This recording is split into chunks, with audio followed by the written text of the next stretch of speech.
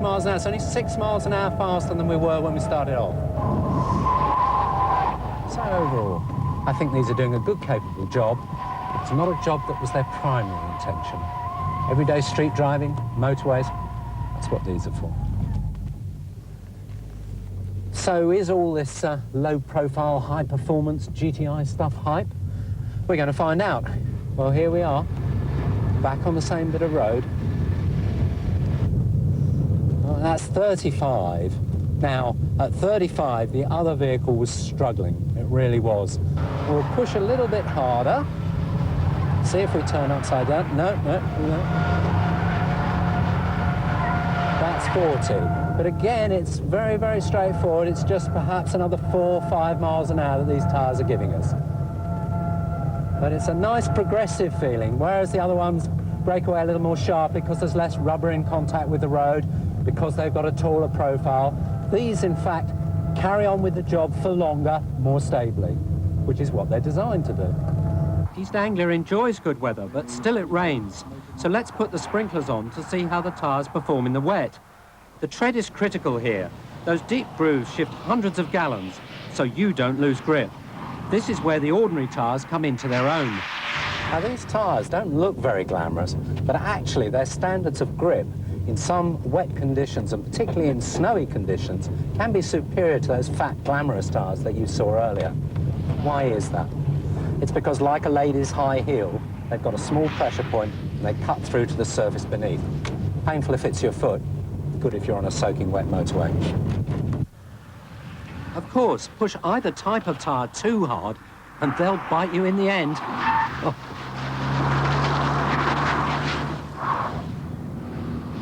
Like everything else, tyres are a compromise. Low profiles for sexy looks and better grip in the dry.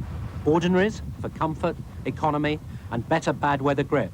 But whatever you go for, the legal and safety rules apply to both. Make sure that the tread depth is sufficiently deep and that it runs from shoulder to shoulder. A recent survey says that at any one time, up to 40% of us are running illegal tyres. In fact, worn tyres might save you a bit of cash, but cost you your life.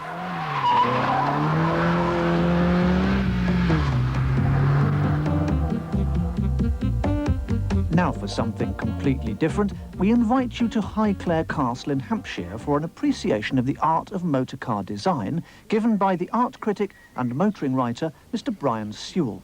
It's entitled Two Corkers and a Pair of Lemons. Mr. Sewell. David and Goliath, Beauty and the Beast. Funny way to describe cars, but that's exactly what they are or can be. It is so satisfying to come down your front steps and out onto the street and be given pleasure by the car you're going to get into. This is a Koenigsegg car, good in parts and bad in others. It feels solid. It feels extremely well put together. But I think it's hideous. I mean, just look at it, sitting there with its rising rump.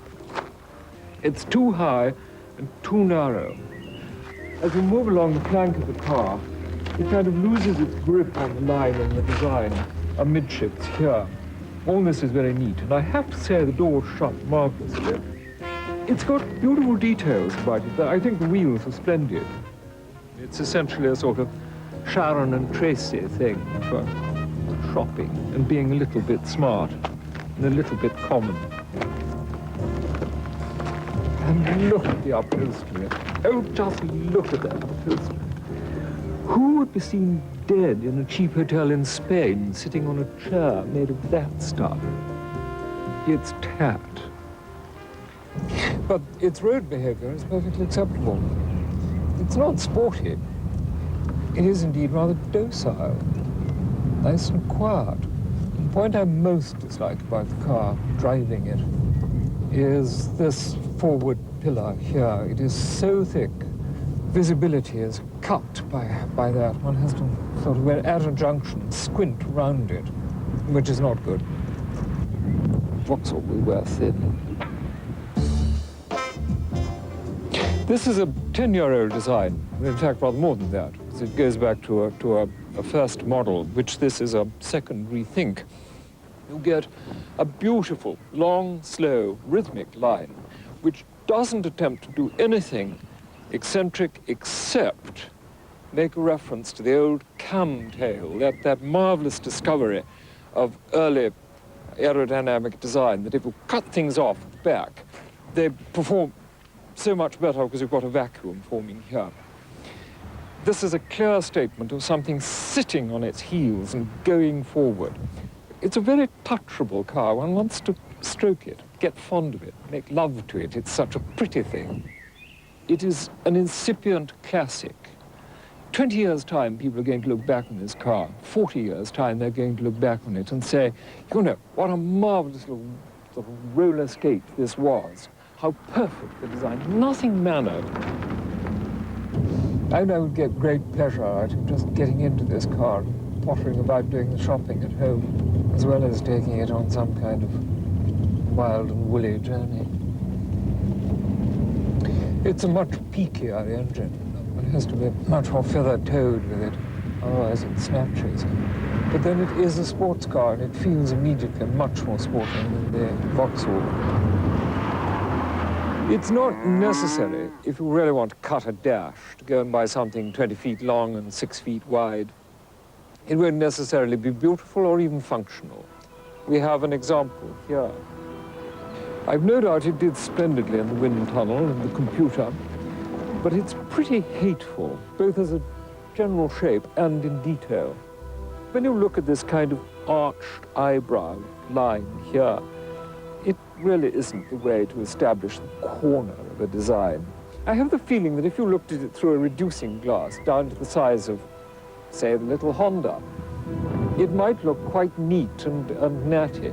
But on this scale, you have a great slab-sided element. The doors are enormous. There's a great space here which doesn't do anything.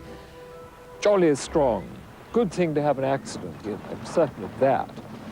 But it gives no pleasure to look at it.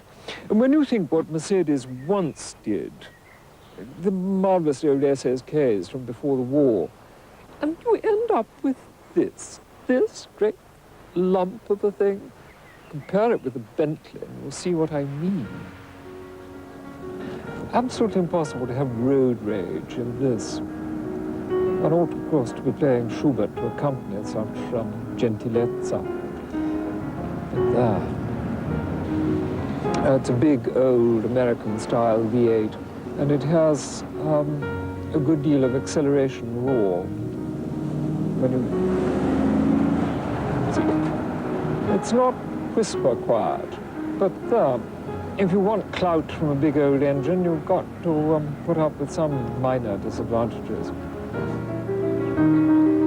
You see, the first thing that strikes one about the Bentley is how the radiator is a reference to every Bentley since the Derby Bentleys of the middle 30s.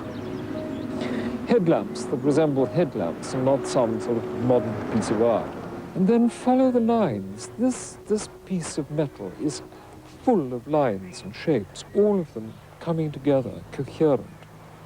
And they follow through the whole length. And there's a nice touch here where the wing line swells. And nothing makes a car more elegant than a reference to the fact that they used to have wings over the rear wheels. It's standing still and it looks fast.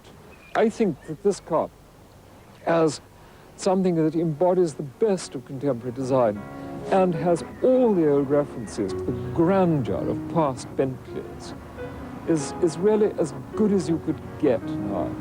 And it makes the Mercedes look so dull.